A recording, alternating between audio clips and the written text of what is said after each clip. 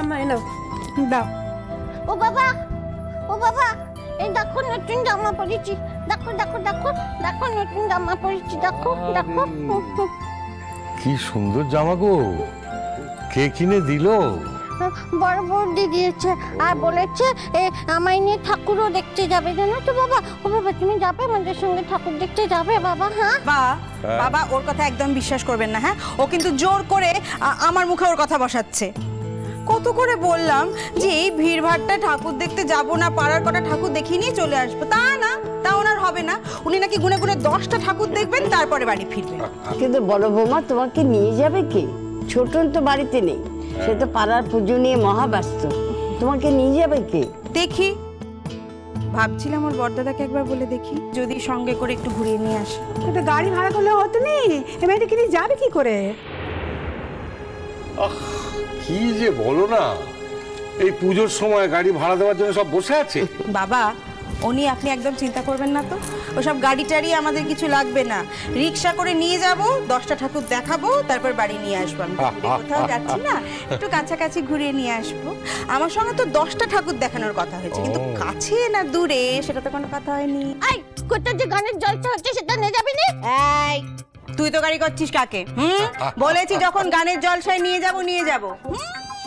তা বড় মামা, এই গান কোথায় হচ্ছে গো? ওই যে দাদু ভাই বাবুরাম ঘোষ লেনে, প্রত্যেক বছরই তো হয়, খুব বড় ফাংশন হয়। মুম্বাই থেকে নামি দামি আর্টিস্টরা আসে গান গাইতে, খুব ভিড় হয়। তা তোমার আজ কি প্ল্যান ভূমি? আমার কই, আমার কোনো প্ল্যান নেই তো। না বলছিলাম তুমি কি লালের সঙ্গে কোথাও যাবে নাকি? না না ঠাম্মা, ও তো আর আমাকে নিয়ে কোথাও বেরোয় না। পুজোর 4টে দিন আমাকে রান্নাঘর থেকে ছুটি দিয়েছে, তাই একটু ফ্রি আছি। তা না হলে তো। কি আর করবি বললো বাকামুখি, তোর কপাল তো তুই নিজেই পড়েছিস ধনী। এখন আর কি করবি বল, এখন খেতে খেতে মর। ছি পারি, অমন ভাবে বলতে নেই। আজকে বছরকার দিনে এরম খারাপ কথা বললে না, মা দুর্গা খুব চটে যান। এরম বলো না। আচ্ছা বাপু, আচ্ছা আর বলবুনি, হলো। শোনো পারিমা, পুজোর এই কটা দিন আর কোনো অশান্তি করো না, কেমন? দেখো এমনিতেই নীল দাদু ভাইয়ের শরীরটা ভালো নেই, তাই সে ঘর থেকেও বেরোয় না। তাই নিয়ে আমাদের মনে কত অশান্তি। এরপর তুমি যদি চিৎকার চেঁচামেচি করো তাহলে তো। বলছি তো বাপু বলবুনি, তখন থেকে একই গান গেয়ে যাচ্ছে, তোমরা বাপটাও এখন পচা হয়ে গেছে দেখছি।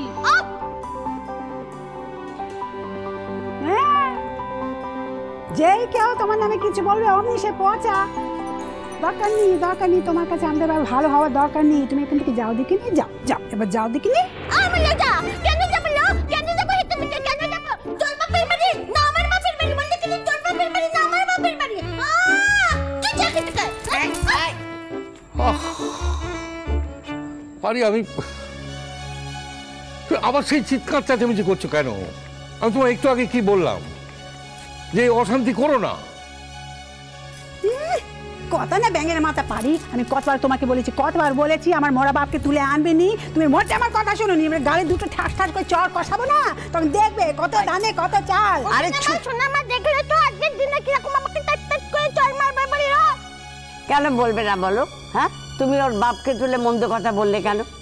কেন বলবো নি? ও যখন আমার বাপকে তুলে কথা বলে, হ্যাঁ ও যখন আমার বাপকে তুলে কথা বলে, বলে বাপ সোহাগে মেয়ে, বাপই ওকে এত জেগে মাথায় তুলেছে, তখন কি তোমরা সব কানে কালা হয়ে থাকো নাকি? হ্যাঁ, শুনতে পাওনি তোর বাপকে নিয়ে কথা বললেই দোষ? বাপ রে বাপ রে বাপ রে বাপ, আস্তে আস্তে আস্তে, কি ঝগড়া করতে পারে। থামবে তুমি, এবার থামবে? হ্যাঁ, ও থামবে, ওর গাড়ি দুটো চর কষাবো, তখন থামবে।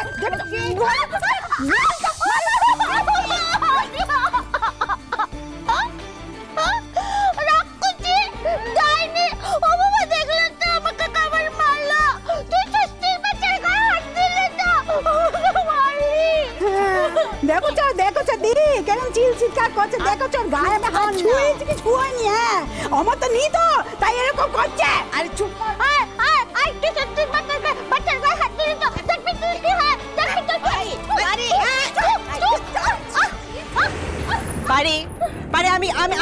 এবার গায়ে হাত দেবো, থুথু দিলেই গায়ে হাত দেবো। হ্যাঁ মা, মার মারবেন না তো, ওকে খুব ভুল করেছেন, খুব অন্যায় কাজ করেছেন সত্যি তো।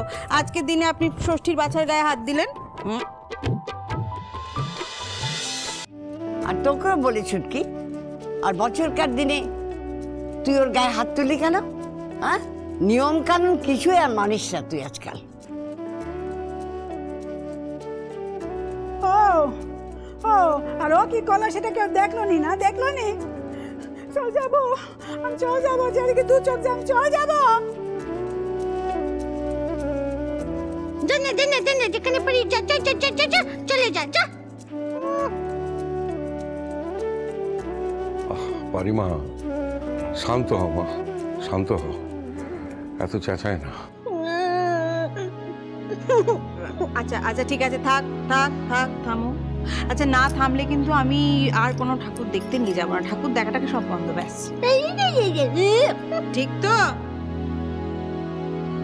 এ বেকামুখী, একটা কথা শোন শোন শোন শোন শোন, তুই তখন খুব ভালো হয়ে গেছে, খুব মিষ্টি হয়ে গেছে। তুই আমাকে নিয়ে ঠাকুর দেখতে চল না লো। হ্যাঁ, ওই বড় গিন্নির সঙ্গে আমি যাবো।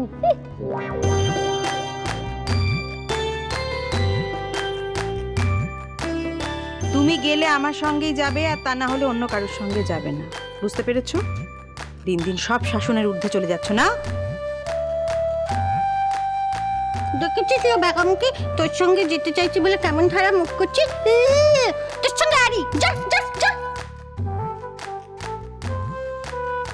আড়ি তো আড়ি, ভারী তোমার আড়ির ধার ধারি আমি। রানাপিসি, অতীতে যা করেছি তার জন্য এই ধরনের কথা আমাকে সবাই বলবে, এটাই তো স্বাভাবিক। তুমি কিরম করছো কেন? দুঃখ পাচ্ছি না আমি, একটু দুঃখ পাচ্ছি না। আমি প্রমাণ করে দেব, যে মানুষ খারাপ হয় সেই মানুষ নিজের সৎ প্রচেষ্টা একদিন ভালোও হতে পারে। আমি প্রমাণ করে দেবো রাঙাপিসি। যদি ঠাকুরের মুখ দর্শন করতেই হয় তাহলে তুমি আমাদের সঙ্গে চলো ভূমি। হ্যাঁ, এই কথা ঠিকই, তোমার সঙ্গে একা আমি ঠাকুরজিকে কোনো মতেই ছাড়বো না। তুই কাঁদিস নি লো বেকামুখী, কাঁদিস নি। তোর আর কি আছে বল দেখিনি? না আছে বাপের বাড়ি, না আছে স্বামী, কেউ তো নেই গো। হ্যাঁ, তুই যতই অন্যায় করিস না কেন, আমি তোকে ঠিক মাফ করে দেবো বাপু, ঠিক মাফ করে দেবো। তুইও তো ষষ্ঠী ঠাকুরের বাচ্চা বল। হ্যাঁ, তুইও তো ঠাকুরমণির বাচ্চা, আমি তোকে ঠিক মাফ করে দেবো। কাঁদিনি কাঁদিনি, আমি তো আছি, চুপ চুপ।